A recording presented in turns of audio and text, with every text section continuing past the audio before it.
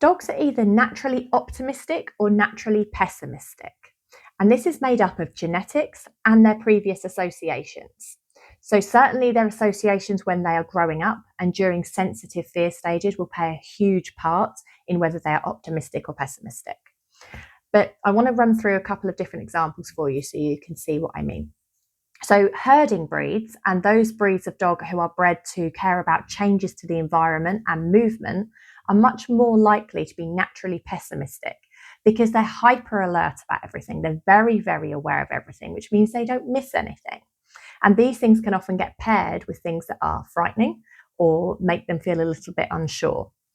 So, if we take a collie, for example, they will notice every single bit of movement, anything that's going on in the environment. They will take note of the direction of things in the way that they're moving, whether it's people or it's dogs, or they're moving away from them, they're moving towards them, the speed at which they're doing that. And they will be constantly aware of everything. Now let's take a golden retriever.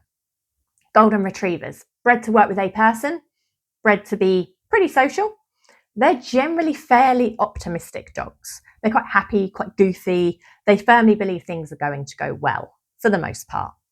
And so for them, in order to make them a pessimistic dog, you would usually have had to have a significant either lack of socializing or something negative to have happened when they were growing up and in those sensitive fear stages for them to turn into more of a pessimistic dog.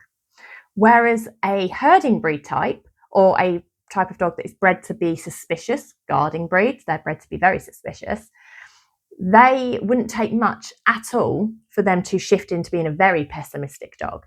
And in fact, the owner would have to do a lot as they are growing up in order to try and encourage that optimism about them and to make sure that there's no one and nothing sort of crossing their boundaries too quickly and putting them on the back foot, because this could quite likely contribute to having a pessimistic dog as they grow up.